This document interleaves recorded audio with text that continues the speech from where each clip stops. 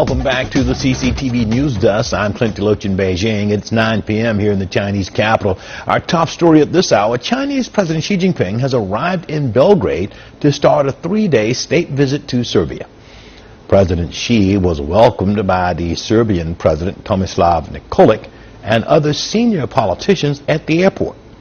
Now, this is the first visit by a Chinese head of state to Serbia in 32 years.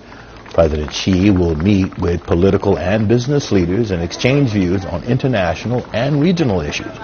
A series of deals is expected to be signed. Serbia was one of the first China's Belt and Road Initiative. Serbia wants to reindustrialize, and it hopes to benefit from increased Chinese investment and greater connectivity across the continent.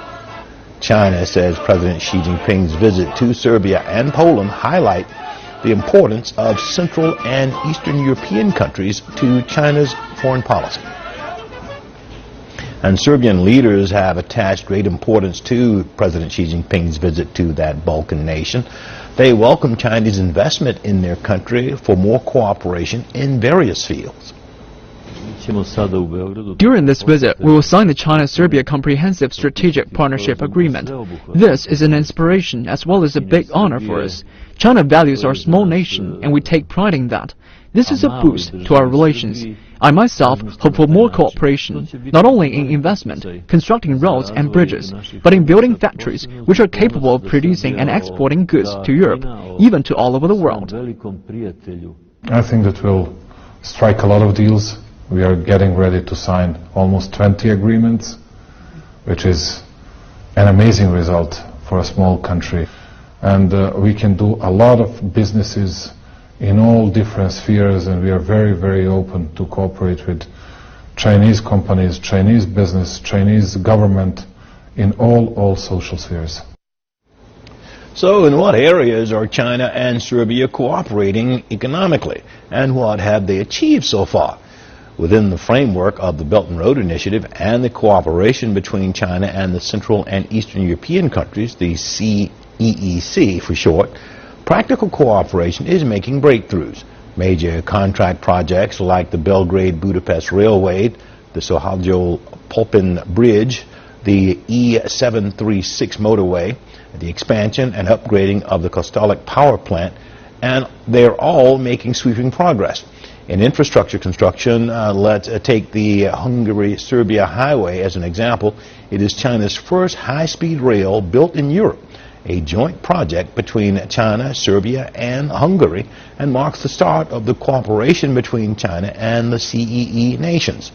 In addition, just recently in April, China's Hebei Iron and Steel Group signed a contract for the purchase of Serbia's steel mill, Smederevo. This is a game changer for Serbia, creating more job opportunities and competitiveness. And that's to name but a few, according to the spokesman for the Chinese Commerce Ministry. By the end of April of this year, China's investment in Serbia had added up to more than $85 million. Serbia's investment in China have reached above $34 million. The two countries plan to lift trade and investment even more in the future.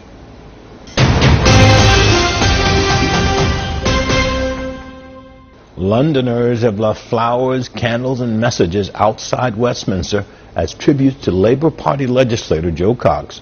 She was murdered on Thursday. The 41-year-old was shot and stabbed to death in her constituency near Leeds in the north of England.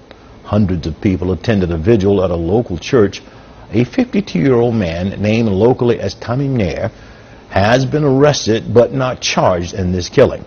Witnesses of the attack on Cox reported hearing the gunman shout, "Britain First." The far-right political party Britain First has denounced the attack and said that its party had no involvement in this killing.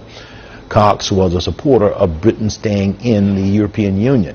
The killing prompted a halt to the campaigning in the EU referendum. Though the motives of the killer were not immediately clear, some speculate that sympathy for Cox could boost the Remain campaign, which has fallen behind the Leave group in recent days. The international